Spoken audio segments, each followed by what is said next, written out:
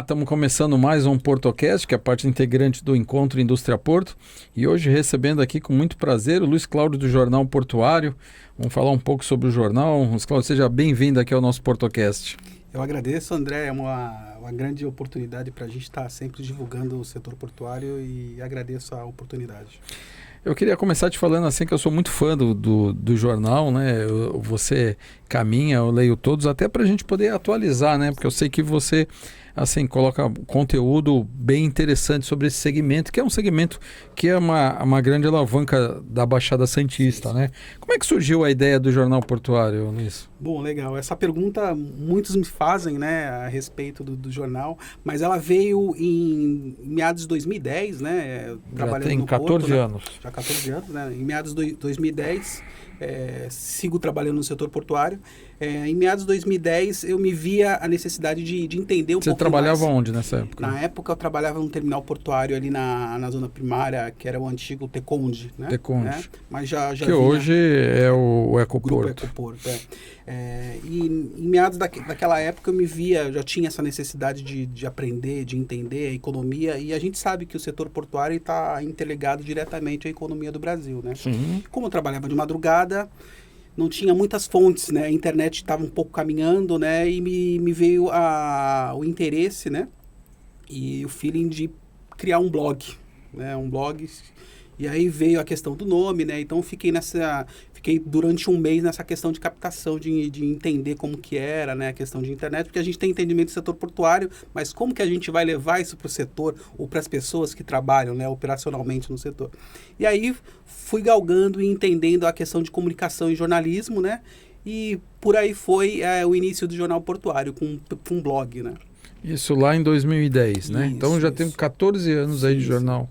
E como é que é a periodicidade dele? Como é que é diário? Todo dia você posta fatos sobre o que está acontecendo no porto, novidades? Isso. A gente tem um maior cuidado, né? Lógico, a gente trabalha no setor, porque eu tinha entendimento do setor portuário, eu tinha que levar isso por meio de comunicação e informação para as pessoas que trabalham no porto. Então eu tive que aprender também essa questão de jornalismo, né? Hoje eu faço jornalismo, né? Além de ter o registro como jornalista, eu busquei também o entendimento de disciplinar, né? Então hoje eu faço jornalismo, mas como que o Jornal Portuário trabalha, né? E vem lastrando, né, o setor. A gente faz muita captação, né? Clippings, que a gente chama, né? Dos principais meios de comunicação do setor portuário, né? Outros jornais, né? Jornais digitais. E a gente faz, hoje, já uns 2 anos para cá, a gente já escreve matérias, né? Vê a parte de artigos também, que é muito importante, né? Hoje a gente tem parceiros, né? Que nos mandam artigos, a gente publica e depende muito como que está o setor, né? Porque hoje uma matéria de manhã ela tá de um jeito, dependendo como que for a economia, Sim. Ela é que nem o dólar, né? Então, tipo assim, ela é muito volúvel, né? Então a gente tem esse entendimento de poder captar informações fidedignas, né? Para que as pessoas possam ler e contribuir também para o setor. E agora, você nesses 14 anos aí com o Jornal Portuário, noticiando, passando fatos importantes que aconteceram no Porto, você deve ter visto algumas transformações, principalmente nos últimos 10 anos, né? Tem alguma coisa que te marcou mais nesse tempo? Sim, boa pergunta, André. Eu acho que a economia, como eu falei, né, o setor portuário sempre está atrelado à informação, né, e à comunicação. Então, muito vem da política, né, as pessoas falam, não, a gente não faz, não existe política, né, mas a gente trabalha com política dentro de casa, né, com seus filhos, né, informação. Tudo, né? Política. Eu sempre brinco assim, se eu fizesse uma boa política, eu não tomava lanche na escola. Sim, né, então a gente tem que ser político, né, então eu acredito que nesses últimos 10 anos, a política, a informação, a economia, ela vem trabalhando de uma forma que, engajando o setor portuário, né, a questão do Comex, né, eu acho que é isso muito importante para o nosso setor. Porque assim, e a gente viu também nesses últimos anos, você ainda mais que está dentro desse segmento, assim, os terminais ficaram muito equipados, os terminais ficaram muito produtivos, né? E a gente sempre fala do gate para fora, a gente não viu um acompanhamento disso, né? De uma forma que a gente fala assim, poxa, hoje os terminais estão produzindo, os terminais têm vontade de aumentar a sua produção, mas a nossa preocupação, como é que a gente tira e põe caminhão lá dentro? Isso deve ser uma coisa que você deve noticiar bastante, né? Sim, com certeza, né? A gente, como o Jornal Portuário, ele divulga matérias dos principais portos do Brasil, né? Mas como um todo, a gente tem filiais aqui, exemplo, a gente é online, porém a gente tende muito aos principais portos como o Porto de Santos. Então a gente vê, né, nos últimos 10 anos, como você mencionou, essa mudança econômica, né, vindo com novos players, né, novas empresas, né, empresas estrangeiras, fazendo captação de terminais. Isso eu acredito que é bem... economicamente falando, para o Brasil, isso é muito bom, são oportunidades, né? Porque a gente vai para fora, a gente vê que o Brasil está um pouco atrás, né, de outras economias e outros portos. Você até foi, assim, bem modesto falar um pouco atrás, né? Quando a gente vai para a Ásia, a gente fala assim, nós estamos muito atrás, né? A gente precisava caminhar na mesma velocidade Sim. que caminha o mundo, porque a gente está falando de comércio exterior, né? Mas a gente já evoluiu bastante, Sim. como você falou, né? Você que ainda acompanha os portos no Brasil, você vê que também outros portos no Brasil também estão caminhando da mesma forma, né? Agora, você acredita que a gente, para melhorar a eficiência do Porto de Santos, precisa trazer a indústria para perto do porto? Sim, com certeza. Isso é um fato, né? Contra fatos não há argumentos, né? Eu acredito sim, né, que a logística, principalmente, André, eu vejo muito, voltamos a falar do Porto de Santos, né? Sim. Questão de gargalos, né? Eu acho que... tanto, como que eu posso falar, o governo federal ele deveria ver com melhores olhos, né, a questão do acesso ao Porto de Santos. A gente vê aí falando de gargalos do Porto desde quando? Muitos anos. Muitos anos, né? Então eu acho que os entrepostos, áreas portuárias pós-casa, eu acho que deveria ser melhor entendido, né? Mas a gente sabe que tudo tá atrelado, volto a falar, a política, né? A economia, né? Então tem uma seara que é um pouquinho além do que do que às vezes até a gente conhece. O ruim que a gente vê sempre da questão portuária, né? Principalmente quando a gente fala aqui, investimentos em infraestrutura são investimentos de médio e longo prazo. Sim. E o que acontece? Entra um governo, nomeia um ministro. Passa 2 anos, troca-se o ministro. A partir do momento que você troca o ministro, muitas vezes o ministro que vem não tem o mesmo entendimento do ministro anterior. Aí é uma troca de uma série de cargos, inclusive chegando às vezes ao trocar o presidente da autoridade portuária, o que muda também a diretoria, o que traz também novos entendimentos. Então, assim, a gente sofre muito porque, eu digo sempre, a gente não tem planejamento de médio e longo prazo, que eu acho que, ao contrário da gente nomear presidentes que venham com as suas ideias, a gente tem que nomear presidentes que venham executar aquilo que está planejado. Sim, que eu acho que isso que a gente vê em portos no mundo. Eu me surpreendi em 2007 no Porto de Vancouver, quando eles me apresentaram o planejamento de 50 anos. E eu falei, puxa, 50 anos para frente? Eu falei, matemático, hoje a gente opera dessa forma, há um crescimento econômico de tantos %, então a gente tem que estar preparado daqui 50 anos, porque vai estar nessa situação, né? E aqui no Brasil a gente vem sempre tentando corrigir algo errado do passado. Com certeza. Né? A gente não vê para frente. Então a gente vê que a gente sofre muito com relação a essas alterações de ministérios, de presidente da autoridade portuária, né? Mas, Luiz, tem uma das coisas que a gente tem muita preocupação, que eu falo sempre, que é a questão da capacitação da mão de obra, né? E que a gente precisa hoje criar mais especialistas aqui na nossa região, porque o mundo hoje requer especialistas, né? Como é que você vê isso com relação ao Porto de Santos? Porque a gente tem na Baixada Santista 31 unidades de ensino superior, né, de Bertioga a Peruíbe. A gente tem qualificação de mão de obra, mas a gente não tem especialização, né?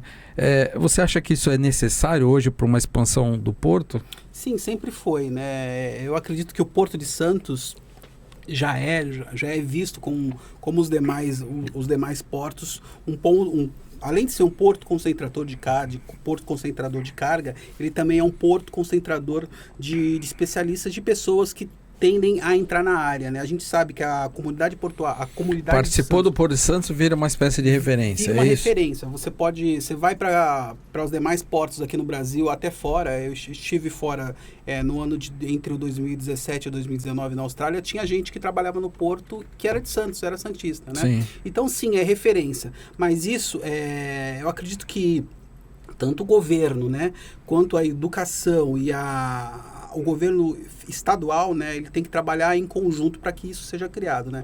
O Senep já vem fazendo um bom trabalho, né? Algumas fundações, o Senai mesmo, né?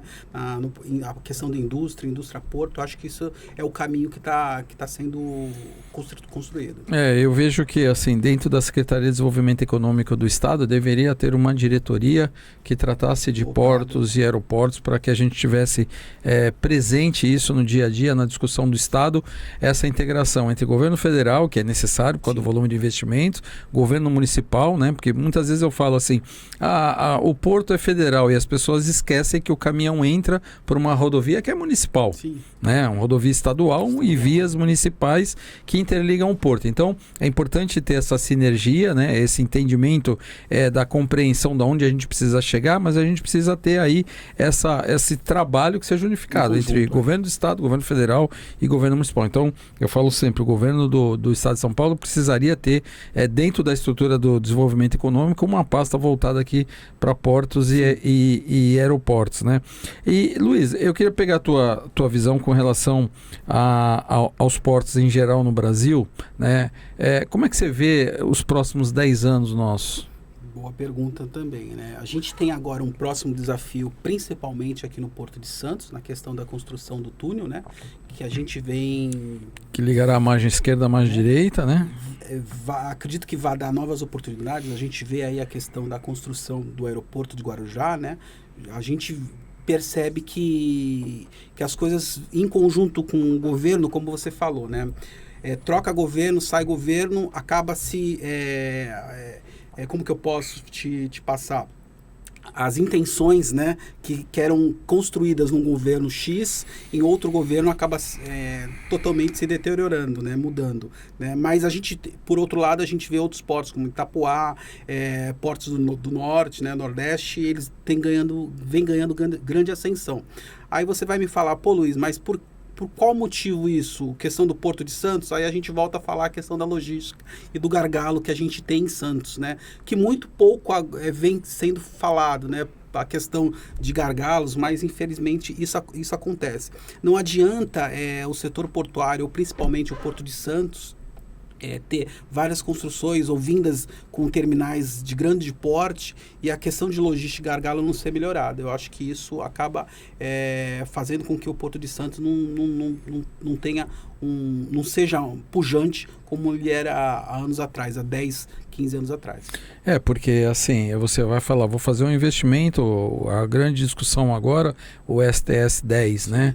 E aí será o super grande terminal. Mas se não tiver infraestrutura viária de chegar e sair caminhão, a gente tem um problema. Não vai, ninguém vai colocar alguns bilhões de reais aqui na implantação de um terminal se não tiver a segurança de que a gente não vai ter uma nova descida. Sim. A gente tem um sistema Anchieta com quase 90 anos e tem um estrangulamento físico previsto para daqui 7 ou 8 anos. Sim. Por questão de espaço mesmo, né? Hoje nós temos aí em torno de 17, 16 mil caminhões dias que descem a serra e sobem.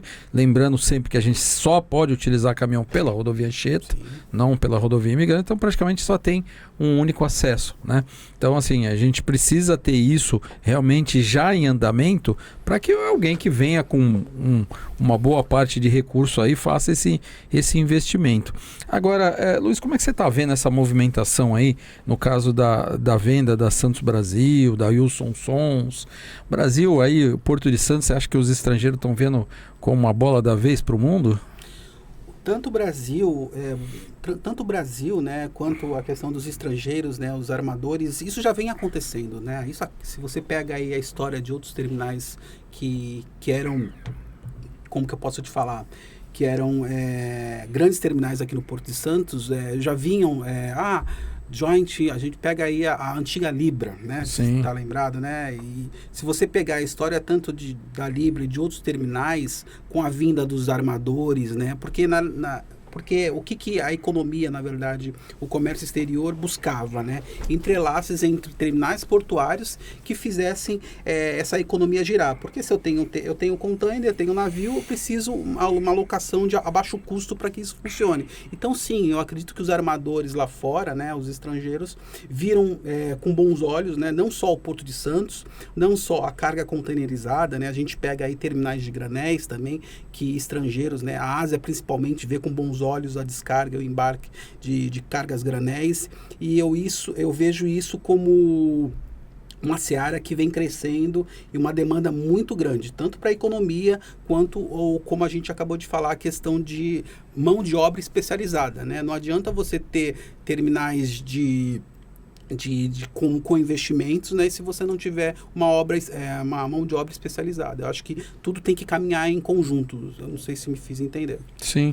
Eu vejo e falo sempre, acho que o Brasil hoje tem uma grande oportunidade, já é o celeiro da agricultura no mundo, mas também de receber novas indústrias, e a gente precisa, sempre falo, não há economia forte, que não tem uma indústria forte por trás, e eu acho que hoje, com tudo que está acontecendo, esse rearranjo no mundo aí, entre guerras e disputas de poder, o Brasil tem aí a possibilidade de receber novos investimentos de fora, sem falar que hoje o Brasil é um país barato, né? Porque se a gente pegar hoje, a China se tornou uma potência mundial, porque primeiro eu acredito na criação das zonas produtivas especiais, que para nós aqui é a ZPE, que a gente tanto fala da necessidade, e eu vou falar para você que eu fiz o primeiro pedido de ZPE em 2008, né, para nós aqui para o estado de São Paulo, lá no terreno do Andaraguá.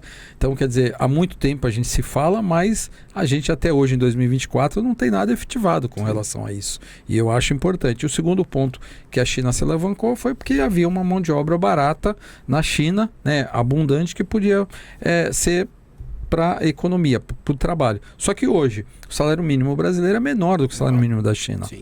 A China hoje, o salário mínimo deles lá é por regiões, por província, né? Mas você pega uma região de menor, sem falar em Xangai, sem falar também Hong Kong, que é outra potência, mas você pegar as regiões mais pobres, é em torno de R$ 1.600. Então o salário mínimo lá hoje é maior do que aqui. Então eu acredito que o Brasil hoje ele tem uma oportunidade aí de receber novos investimentos europeus, asiáticos, ali dos países dos Emirados Árabes, que já tem participação aqui, né, como a DP World.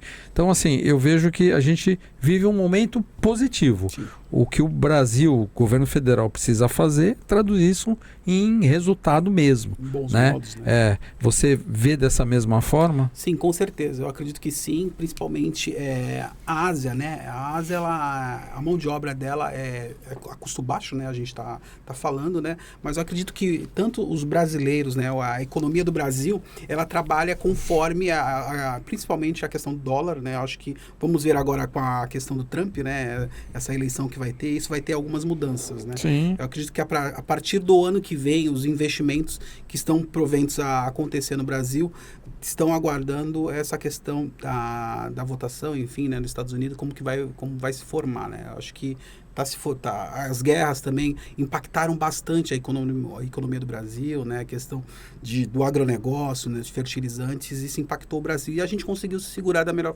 forma possível, né? Eu acho que o Brasil continua sendo esse celeiro.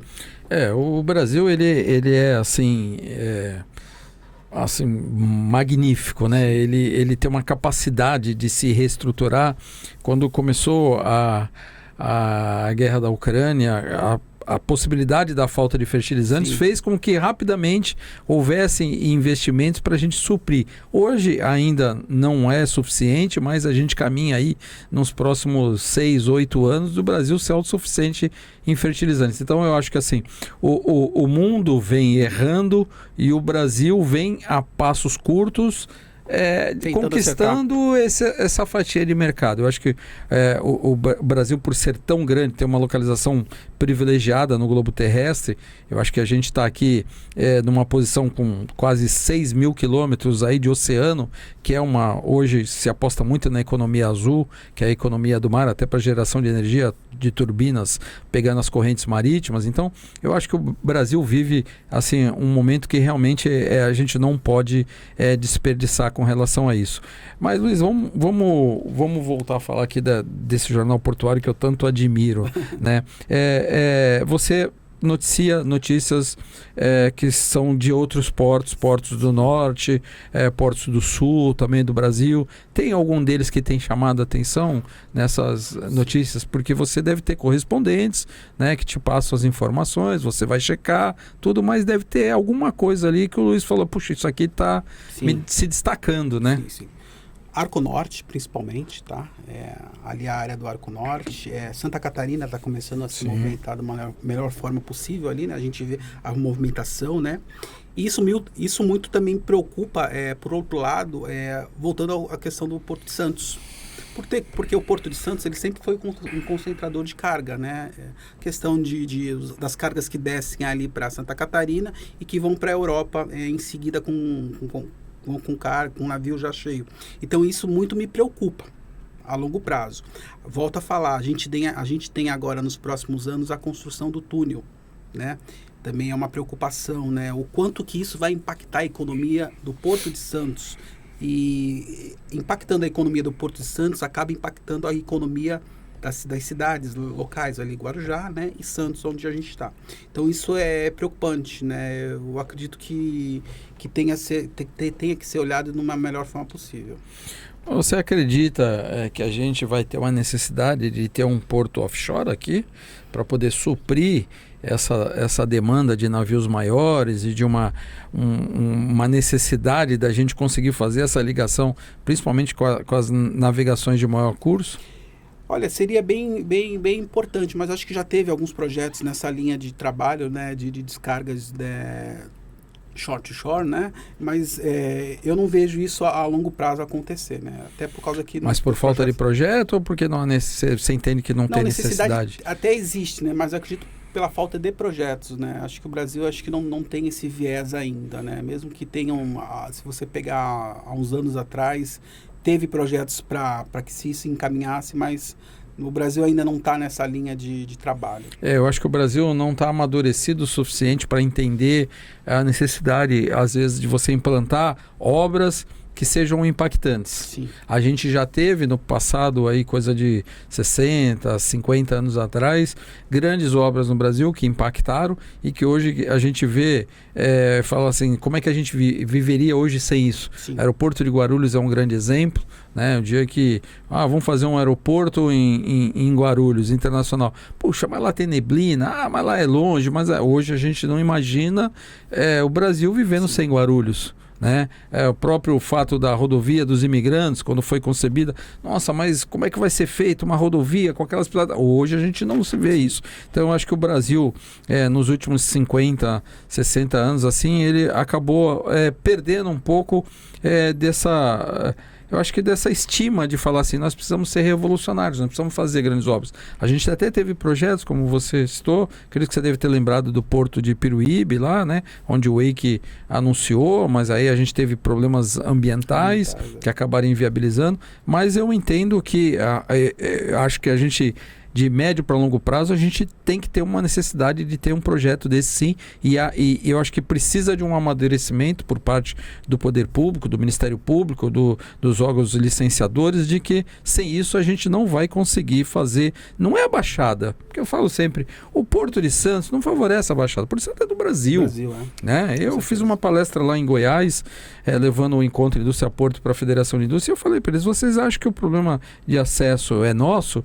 Só que se o caminhão de soja aqui de Goiás não chegar lá, a soja vai ficar no campo e vai apodrecer. Sim. E o problema vai passar a ser seu. Então esse problema nosso é problema nacional. né? Não é região da Baixada, não é o Porto de Santos, não. É do Brasil esse problema. Então eu entendo que a gente vai ter que abrir um diálogo para isso, para saber, para planejar médio ou longo prazo, de falar assim, não, nós precisamos, né? Até para ver uma tendência aí de quais são o tamanho dos navios, né? E as rotas, né? Porque eu acredito que teremos uma alteração de rotas também. Com certeza. Mas, Luiz, a gente tá caminhando aí para o final. Eu queria pegar a tua visão com relação ao Porto, porque a gente trabalha aqui dentro do Encontro Indústria Porto o turismo como indústria. Sim. A gente fala, esse ano está previsto aí mais de 1 milhão de passageiros. O ano passado, temporada 23, 24, já tivemos 1 milhão de passageiros, né? E eu entendo que a gente explora muito pouco isso. Porque, afinal de contas, são 1 milhão de pessoas que entram e saem, né, aqui pelo Porto de Santos. Nós temos 60% de toda a movimentação de navios de passageiros sendo operada pelo Porto de Santos, né? Como é que você vê essa necessidade da gente ter a definição de um terminal? Porque hoje a gente pega ali o Concais, né, que está numa região que é de difícil acesso, né? Você entrar com um ônibus, com um automóvel, muitas vezes o trem está passando, né? Mas por outro lado, a gente tem uma opção, mas nunca é definida, realmente vai ser, assina muitas vezes termo de compromisso que não se efetiva, né? Mas o tempo passa, né? Como é que você vê com relação ao terminal de passageiro? Legal essa pergunta, André, porque o que eu acredito, tá? Eu como portuário já há uns 15 anos no setor portuário, então a gente vive o porto 24 horas, né? Então, na minha concepção, tá? Tanto o layout, lógico que é benéfico, né? A vinda, né? A gente vê o Concais, mas eu acredito que o layout que vem se construindo para a parte turística trabalhar em conjunto ou alinhada com o setor portuário, há de convir que acaba debatendo a questão da nossa logística portuária. E isso não pode acontecer, né? Entendeu? Então, a questão de gargalos, isso você vai ver que vai chegar a gente falou agora que daqui a 7 anos, né, está se estagnando, né? Então, eu vejo que esse blend da construção da área turística, ela não está sendo bem colocada em áreas que seriam interessantes, né? Mas, enfim, existem estudos, né, que o governo faz, o governo estadual, o governo federal para que isso aconteça. Mas, ao meu ver, isso não contribui para a logística do porto, da operação portuária em si. Haja vista que a gente poderia tocar nos casos dos exemplos. A gente tem navios, quando vem para cá, turísticos, né, transatlânticos, tem parada de operação em alguns berços. Isso contribui para a logística do porto? Não. O quanto custa um operador, enfim, um navio parado, e quanto vem em valores para a área turística? Ótimo, a gente não pode debater da questão da comunidade do Porto Santos. Eu estou entendendo, você está falando prejuízo do porto é grande em razão da gente não ter uma definição clara do espaço turístico. O espaço turístico tem uma importância muito grande, né, que a gente precisa e a gente tem que trabalhar cada vez mais, mas ele não pode ter prejuízo para o porto, né? Eu acredito que esse layout ele não é bem visualizado pelo governo estadual, né? Enfim, acho que teria que ser melhor visto, né? Porque acaba tendo um conflito.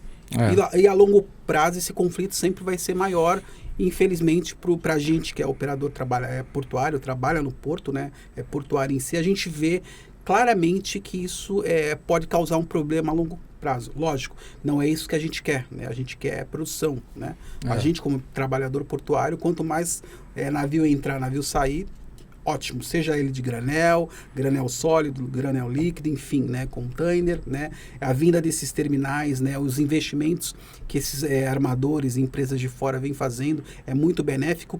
Por quê? Porque a comunidade em geral do Porto de Santos, né, a comunidade santista, né, eu falo Guarujá, Santos, né, que está entrelaçada, Praia Grande, porque se você trabalha no Porto, você não é só santista, né? Não, nós moramos na região metropolitana. Uma comunidade ali, então isso a gente tem que ver os impactos, né, haja vindo também a questão do turismo, então isso é importante. Se a gente pensar ali no Porto de Miami, que não é um porto que tem uma movimentação de cargas grande, mas a gente vê a organização de um lado o terminal de passageiros, que movimenta muitos navios, principalmente na época de junho, julho, agosto, que são navios que vão para o Caribe e voltam, né? separado da operação do terminal de cargas para que realmente não haja esse conflito e não tenha prejuízo financeiro, né? Então a gente vê essa diferenciação porque há um planejamento disso, né? Que a gente tanto fala aqui, e você citou muito bem, a gente tem que resolver, por quê? Porque tem que ser feito o investimento, porque o porto precisa crescer, porque o novo investidor que vai entrar aqui no porto precisa entender que ele vai ter uma operação que gere sucesso, por quê? O porto é 24 horas, movimentação de containers funciona o tempo todo, então você precisa trazer esse resultado aqui em razão daquele investimento que você faz, que é um investimento feito numa moeda que chama dólar, né? Que está quase 5,50, 5,80 para 1. Então é você aplicar 6 vezes o seu dinheiro para ter o retorno aqui, sabe lá quanto tempo para frente, né? Então é importante essa definição. Luiz, eu queria agradecer a tua presença, falar que fazia tempo que a gente estava para marcar, né? Sim. E voltar a falar para você que eu curto muito o Jornal Portuário, sou muito fã dele e eu recebo tuas notícias aqui que me instrui até para construir as pautas nossas aqui do programa e falar que foi um prazer muito grande te receber aqui. André, eu que agradeço, né? O Jornal Portuário agradece, né? Essa abertura, né? Essa disponibilidade da gente estar apresentando o mercado, né? A informação para um setor que é tão pujante para o Brasil. Eu fico à disposição do programa PortoCast. Muito obrigado, Luiz.